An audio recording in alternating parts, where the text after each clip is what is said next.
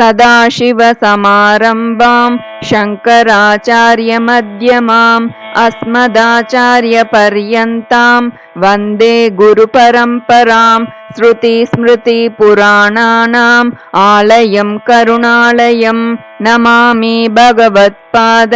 शङ्करं लोकशङ्करं। श्रीगुरुभ्यो नमः। मूकपञ्चशती कटाक्षशतकम्। मोहान्धकारनिवहं विनिहन्तुमीडे मूकात्मनामपि महाकविता वदान्यान्। श्रीकाञ्चिदेश शिशिरीकृतिजागरूकान् एकाम्रनाथ तरुणी करुणावलोकान्। मातर्जयन्ती ममताग्रहमोक्षणानि माहेन्द्रनीलरुचि शिक्षणदक्षिणानि। कामाक्षि कल्पित जगत्त्रयरक्षणानि त्वद्वीक्षणानि वरदानविचक्षणानि। आनङ्गतन्त्रविधि दर्शितकौशलानाम् आनन्दमन्द परिगूर्णितमन्तराणाम्। तारल्यमम्ब तव ताडितकर्णसीम्नां कामाक्षि केलति कटाक्ष निरीक्षणानां। कल्लोलितेन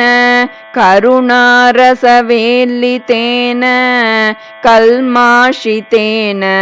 कमनीयमृदुस्मितेन मामाञ्चितेन तव किञ्चन कुञ्चितेन कामाक्षितेन शिशिरीकुरु वीक्षितेन। साहाय्यकं गतवती मुहुरुर्जुनस्य मन्दस्मितस्य परितोषितभीमचेताः। कामाक्षि पाण्डवचमूरिव तावकीना कर्णान्तिकं चलति हन्त कटाक्षलक्ष्मीः। अस्तं क्षणान्नयतु मे परितापसूर्यम् आनन्दचन्द्रमसम् आनयतां प्रकाशम्। कालान्धकारसुषमां कलयन् दिगन्ते कामाक्षि कोमलकटाक्ष निशागमस्ते। ताटाङ्कमौक्तिकरुचाङ्कुर दन्तकान्तिः कारुण्यहस्तिप शिखामणिनादिरूढः। उन्मूलयत् अशुभपादपम् अस्मदीयं कामाक्षि तावककटाक्ष मतङ्गजेन्द्रः। छायाभरेण जगतां परितापहारी ताटङ्करत्नमणि तल्लजपल्लवश्रीः। कारुण्यनाम विकिरन् मकरन्दजालम् कामाक्षि राजति कटाक्ष सुरद्रुमस्ते। सूर्याश्रयप्रणयिनी मणिकुण्डलांशु लौहित्यकोकणद काननमाननीया। यान्ति तव स्मरहरानन कान्तिसिन्धुं कामाक्षि राजति कटाक्ष कलिन्दकन्या। प्राप्नोति यं सुकृतिनं तव पक्षपातात् कामाक्षि वीक्षणविलास कलापुरन्द्री। सद्यस्तमेव किल मुक्तिवधूर्वृणीते तस्मान्नितान्तमणयोः इदमैकमत्यम्। यान्ति सदैव मरुताम् अनुकूलभावम् ब्रूवल्लिशक्रदणुः उल्लसितारसार्द्रा कामाक्षि कौतुक तरङ्गितनीलकण्ठा कादम्बिनीव तव भाति कटाक्षमाला गङ्गाम्बसि स्मितमये तपनात्मजेव गङ्गाधरो रसि नवोत्पलमालिकेव वक्त्रप्रभा सरसि शैवलमण्डलीव कामाक्षि राजति कटाक्ष रुचिच्चटाते संस्कारतः किमपि कन्दलितान् रसज्ञ केदारसीम्नि सुधियाम् उपभोगयोग्यान् कल्याणसूक्तिलहरी कलमाङ्कुरान्नः कामाक्षि पक्ष्मलयतु त्वदपाङ्गमेघः चाञ्चल्यमेव नियतं कलयन् प्रकृत्या मालिन्यभूः श्रतिपथाक्रमजागरूकः कैवल्यमेव किमु कल्पयतेन तानां कामाक्षि चित्रमपि ते करुणाकटाक्षः सज्जीवने जननी चूतशिलीमुखस्य सम्मोहने शशिकिशोरकशेखरस्य संस्तम्भने च ममता ग्रहचेष्टितस्य कामाक्षि वीक्षणकला परमौषधन्ते नीलोऽपि रागमधिकं जनयन् पुरारेः लीलोऽपि भक्तिमधिकां दृढयन्नराणां वक्रोऽपि देवि नमतां समतां वितन्वन् कामाक्षि नृत्यतु मयि त्वत्पाङ्गपातः कामद्रुहो हृदययन्त्रणजागरूका कामाक्षि चञ्चल दृगञ्चलमेकला ते आश्चर्यमम्ब भजतां झटिति स्वकीय सम्पर्क एव विदुनोति समस्तबन्धान् कुण्टीकरोतु विपदं मम कुञ्चितभ्रू चापाञ्चितश्रितविदेह भवानुरागः रक्षोपकारमनिशं जनयन् जगत्यां कामाक्षि राम इव ते करुणाकटाक्षः श्रीकामकोटिशिव लोचनशोषितस्य शृङ्गारबीजविभवस्य पुनः प्ररोहे प्रेमाम्बसार्द्रमचिरात् प्रचुरेण शङ्के केदारमम्ब तव केवलदृष्टिपातं माहात्म्यशेवधिरसौ तव दुर्विलङ्घ्य संसारविन्द्यगिरि कुण्टनकेलिचुञ्चुः धैर्याम्बुधिं पशुपतेः चुलकीकरोति कामाक्षि वीक्षण विजृम्भण कुम्भजन्मा पीयूषवर्षशिशिरा स्फुटदुत्पलश्री मैत्री निसर्गमधुरा कृततारकाप्तिः कामाक्षि संसृतवती वपुरष्टमूर्तेः ज्योत्स्नायते भगवती त्वदपाङ्गमाला अम्बस्मर प्रतिभटस्य वपुर्मणोज्ञम् अम्बोजकाननमिव अञ्चितकण्टकाभं भृङ्गेव चुम्बति सदैव सपक्षपाता कामाक्षि कोमलरुचिः त्वदपाङ्गमाला केशप्रभापटलनील वितानजाले कामाक्षि कुण्डलमणि छविदीपशोभे शङ्के कटाक्षरुचिः अङ्गतले कृपाख्या शैलूषिका नटति शङ्करवल्लभे ते अत्यन्तशीतलम् अतन्द्रयतु क्षणार्धम् अस्तोकविभ्रमम् अनङ्गविलासकन्दम् अल्पस्मितादृतम् अपारकृपाप्रवाहम् अक्षिप्ररोहमचिरान् मयि कामकोटि मन्दाक्षरागतरळीकृति पारतन्त्र्यात् कामाक्षि मन्तरतरां त्वदपाङ्गडोलाम्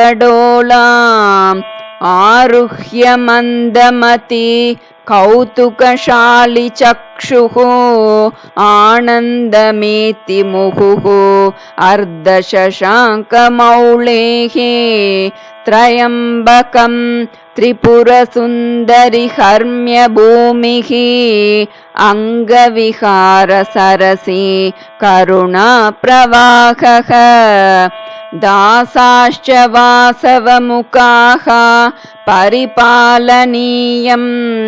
कामाक्षि विश्वमपि वीक्षणभूभृतस्ते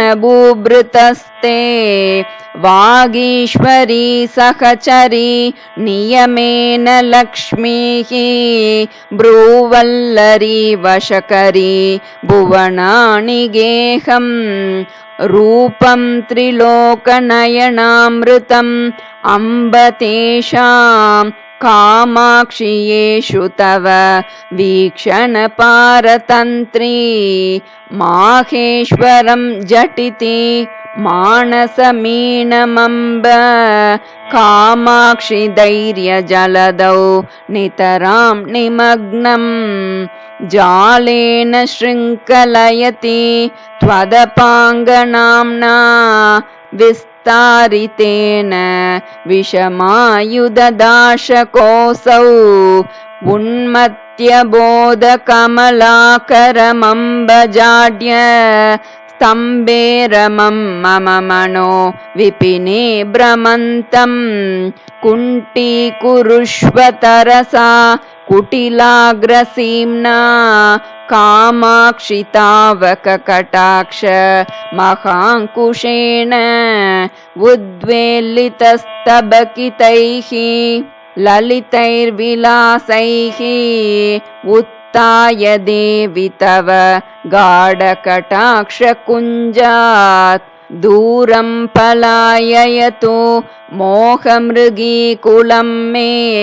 कामाक्षि सत्वरम् अनुग्रहकेसरीन्द्रः स्नेहादृतां विदलितोत्पलकन्तिचोरां जेतारमेव जगदीश्वरी जेतु कामः मानोद्धतो मकरकेतुरसौ दुनीते कामाक्षि तावक कटाक्षकृपाणवल्लीं श्रौतीं व्रजन्नपि सदा सरणिं मुनीनां कामाक्षि सन्ततमपि स्मृतिमार्गगामी कौटिल्यमम्ब कथम् अस्थिरताञ्च दत्ते चौर्यञ्च पङ्कजरुचां त्वदपाङ्गपातः नित्यं श्रुतेः परिचितौ यतमानमेव नीलोत्पलं निजसमीप निवासलोलं प्रीत्यैव पाठयति वीक्षणदेशिकेन्द्रः कामाक्षि किन्तु तव कालिमसम्प्रदायं भ्रान्त्वा मुहुः स्तबकितस्मितपेनराशौ कामाक्षि वक् नेत्ररुचि सञ्चयवारिराशौ आनन्दति त्रिपुरमर्दननेत्रलक्ष्मीः आलम्ब्य देवि तव मन्दमपाङ्गसेतुं श्यामा तव त्रिपुरसुन्दरि लोचनश्रीः कामाक्षि कन्दलित मेदुरतारकान्तिः ज्योत्स्नावती स्मितरुचापि कथं तनोति स्पर्धामुहो कुवलयैश्च तथा चकोरैः कालाञ्जनञ्च तव देवी निरीक्षणञ्च कामाक्षि साम्यसरणिं समुपैति कान्त्या निःशेषनेत्रसुलभं जगतीषु पूर्वम् अन्यत्रिनेत्रसुलभं तुहिनाद्रिकन्ये धूमाङ्कुरो मकरकेतनपावकस्य कामाक्षि नेत्ररुचि नीलिमचातुरीते अत्यन्तमद्भुतमिदं नयनत्रयस्य हर्षोदयं जनयते हरिणाङ्कमौलेः आरब्बलेशसमये तव वीक्षणस्य कामाक्षि मूकमपि वीक्षणमात्रनम्रं सर्वज्ञता सकललोकसमक्षमेव कीर्तिस्वयं वर्णमाल्यवती वृणीते कालाम्बुवाह इव ते परितापहारी कामाक्षि पुष्करमदः कुरुते कटाक्षः पूर्वः परं क्षणरुचा समुपैति मैत्रीम् अन्यस्तु सन्ततरुचिं प्रकटीकरोति सूक्ष्मेऽपि दुर्गमतरेऽपि गुरुप्रसाद साहाय्यकेन विचरन् अपवर्गमार्गे संसारपङ्कनिचये न पतत्यमुन्ते कामाक्षि गाढमवलम्ब्य कटाक्षयष्टिं कामाक्षि सन्ततमसौ हरिनीलरत्न स्तम्भे कटाक्षरुचि पुञ्जमये भवत्याः बद्धोऽपि भक्तिनिगलैः मम चित्तहस्ति स्तम्भं च बद्धमपि मुञ्चति हन्तचित्रं कामाक्षि कार्ष्ण्यमपि सन्ततमञ्जनञ्च बिभ्रन्निसर्गतरलोऽपि भवत्कटाक्षः वैमल्यमन्वहम् अनञ्जनताञ्च भूयः स्थैर्यञ्च भक्तहृदयाय कथं ददाति मन्दस्मितस्तबकितं मणिकुण्डलांशु स्तोमप्रवालरुचिरं शिशिरीकृताशं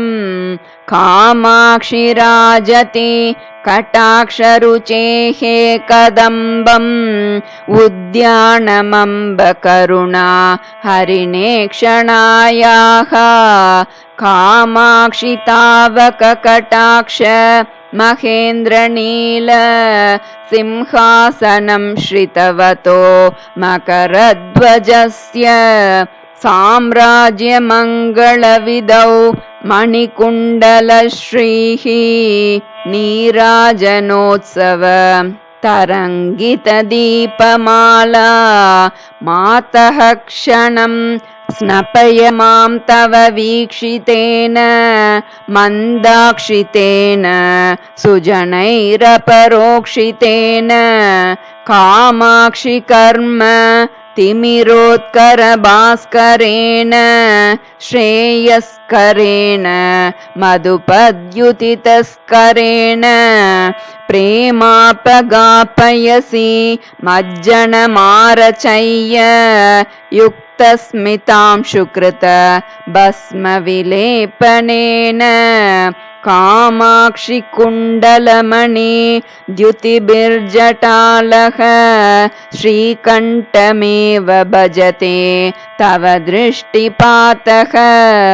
कैवल्यदाय करुणारसकिङ्कराय कामाक्षि कन्दलित विभ्रमशङ्कराय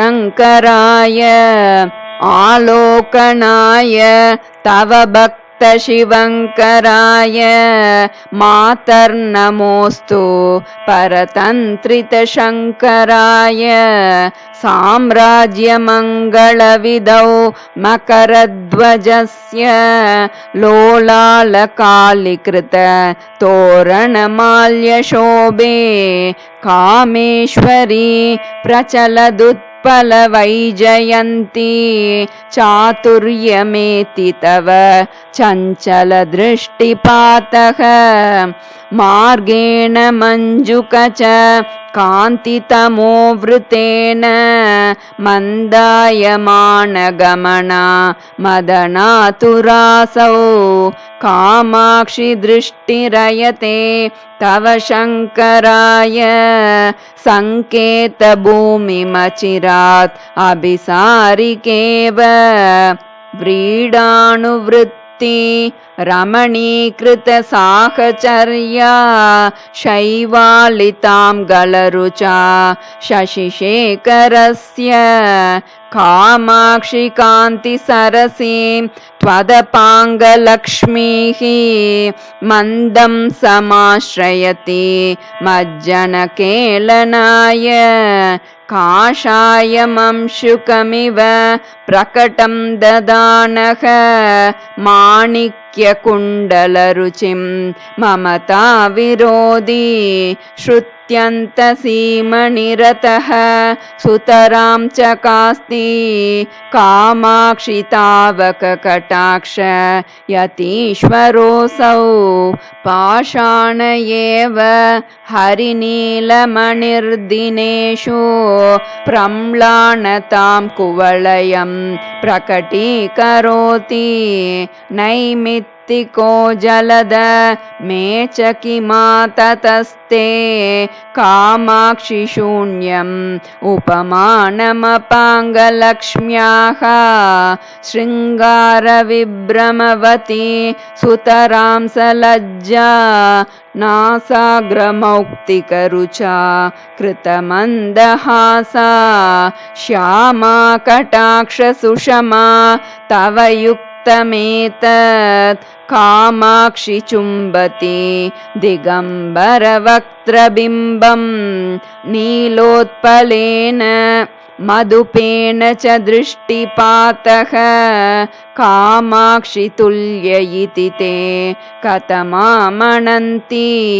शैत्येन निन्दति यतो अन्वहमिन्दुपादान् पातोरुहेण यदसौ कलहायते च ओष्ठप्रभा पटलविद्रुममुद्रिते ते ब्रूवल्लिवीचि सुभगे मुखकान्तिसिन्धौ कामाक्षि वारिभर पूरणलम्बमान कालाम्बुवाहसरणिं लभते कटाक्षः मन्दस्मितैर्धवलिता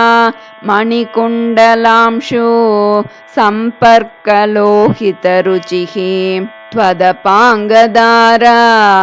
कामाक्षि मल्लिकुसुमैः नवपल्लवैश्च नीलोत्पलैश्च रचितेव विभाति माला कामाक्षि शीतलकृपा रसनिर्जराम्बः सम्पर्कपक्ष्मलरुचिः त्वदपाङ्गमाला गोभिः सदा पुररिपोः अभिलष्यमाणा दूर्वा कदम्बकविडम्बनम् आतनोति हृत्पङ्कजं मम विकास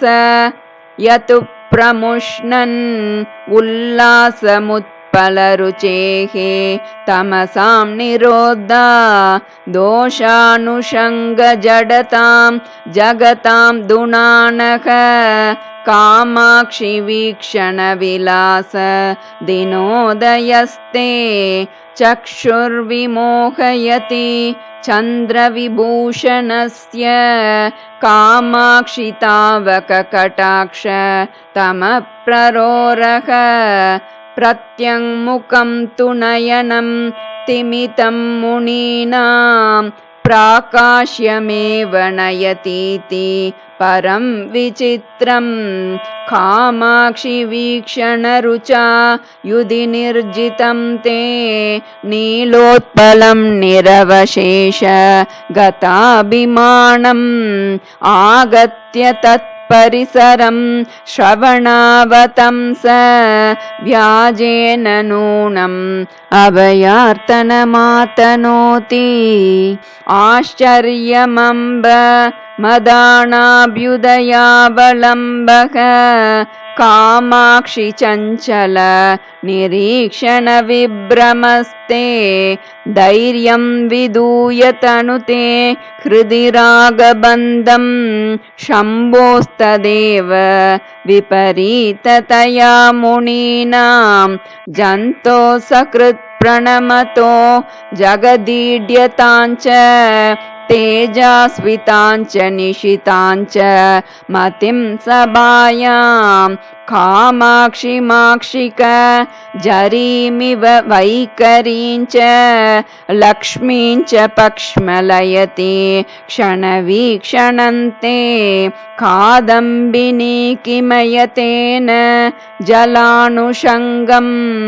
भृङ्गावली किमुररी कुरुतेन पद्मं किं वा कलिन्दतनया सहतेन भङ्गं कामाक्षि निश्चयपदं न तवाक्षि लक्ष्मीः काकोलपावक तृणीकरणेऽपि दक्षः कामाक्षि बालकसुधाकर शेखरस्य अत्यन्तशीतलतमोऽपि अनुपारतन्ते चित्तं विमोहयति चित्रमयं कटाक्षः कार्पण्यपूर परिवर्धितमम्बमोह कन्दोद्गतं भवमयं विषपादपं मे तुङ्गं चिनत्तो तुहिनाद्रिसुते भवत्याः काञ्चीपुरेश्वरी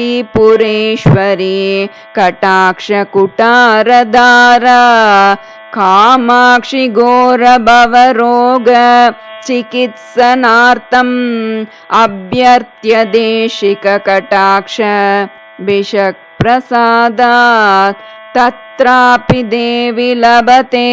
सुकृति कदाचित् अन्यस्य दुर्लभम् अपाङ्गमहौषधन्ते कामाक्षि देशिककृपाङ्कुरम् आश्रयन्तः नानातपोनियमनाशित पाशबन्धाः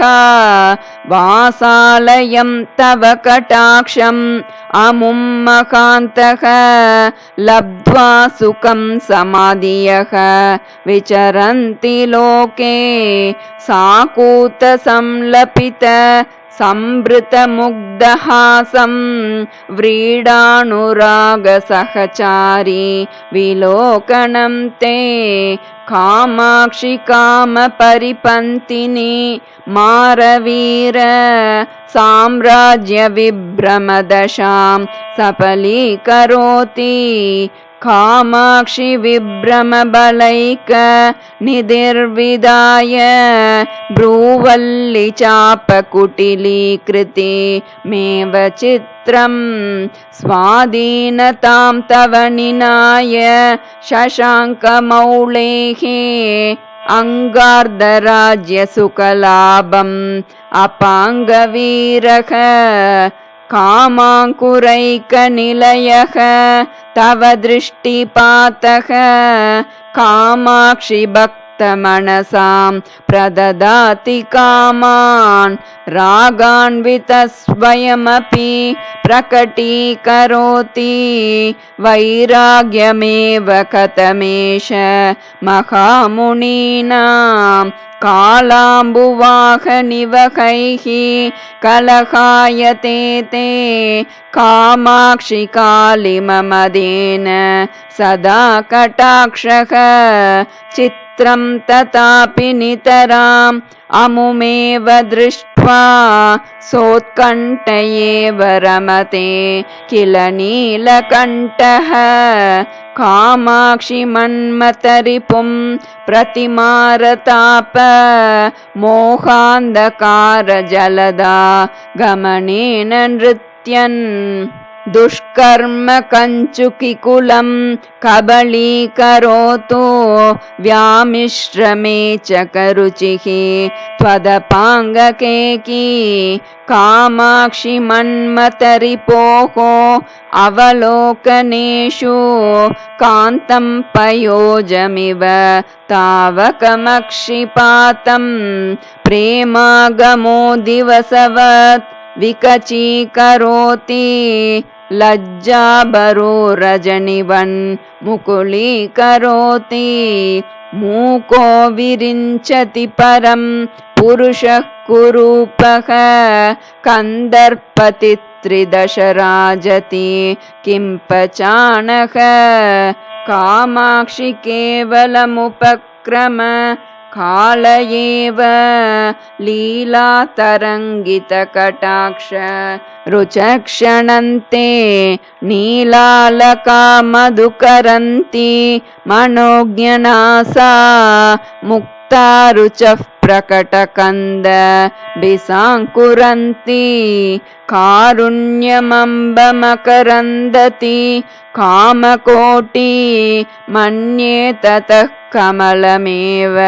विलोचनन्ते आकाङ्क्ष्यमाणफलदान विचक्षणायाः कामाक्षि तावककटाक्षक कामधेनोः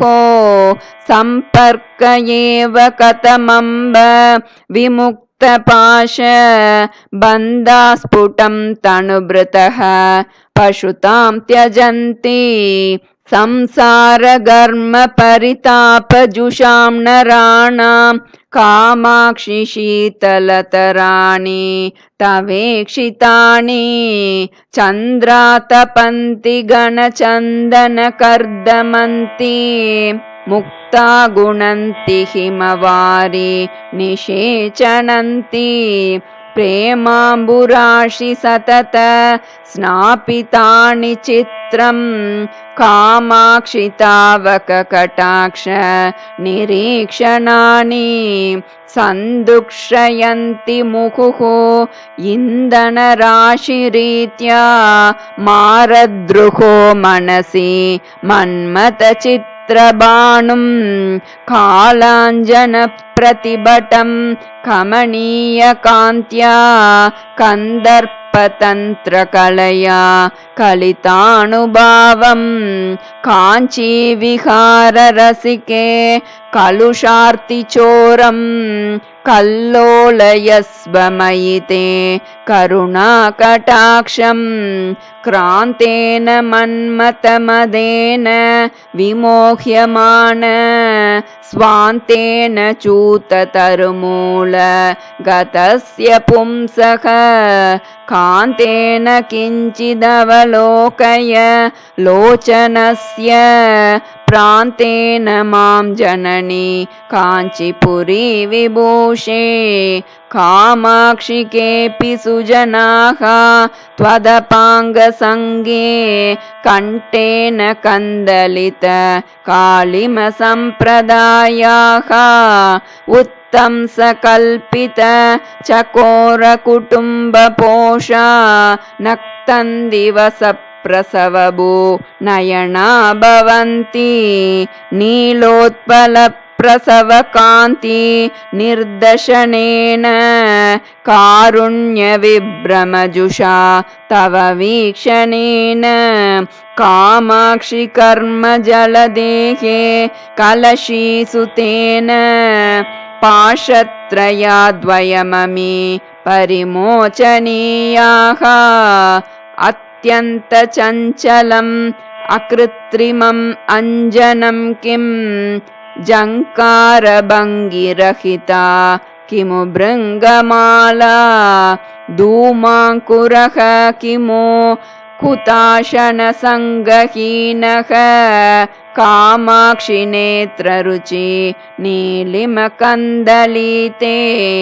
कामाक्षि नित्यमयम् अञ्जलिरस्तु मुक्ति बीजाय विभ्रममदोदय गूर्णिताय कन्दर्पदर्प पुनरुद्भव सिद्धिदाय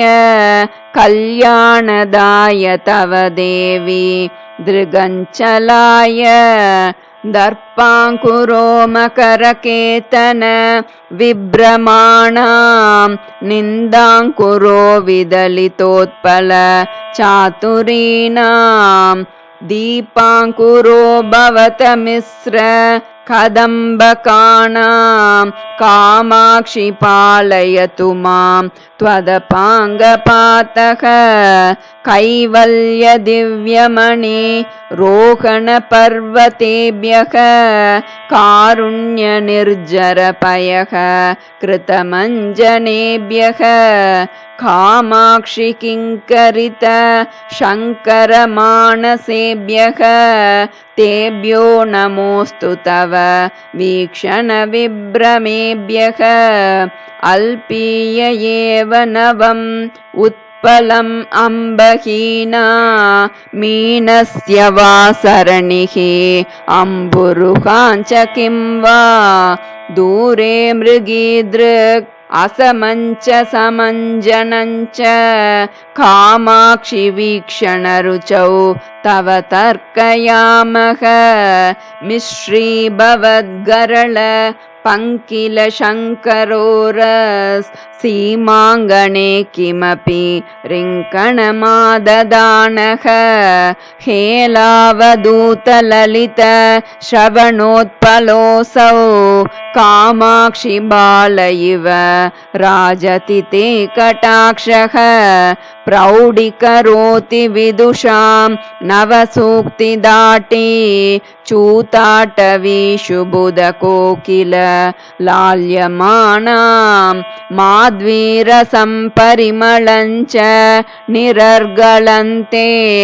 कामाक्षि वीक्षणविलास वसन्तलक्ष्मीः कूलङ्कषं वितनुते करुणाम्बुवर्षी सारस्वतं सुकृतिनः सुलभं प्रवाहं तुच्छीकरोति यमुनाम्बु तरङ्गभङ्गीं कामाक्षि किं तव कटाक्ष महाम्बुवाहः जगर्ति देवि करुणा शुकसुन्दरी ते ताटङ्करत्नरुचि दाडिमकण्डशोणे कामाक्षि निर्भरकटाक्ष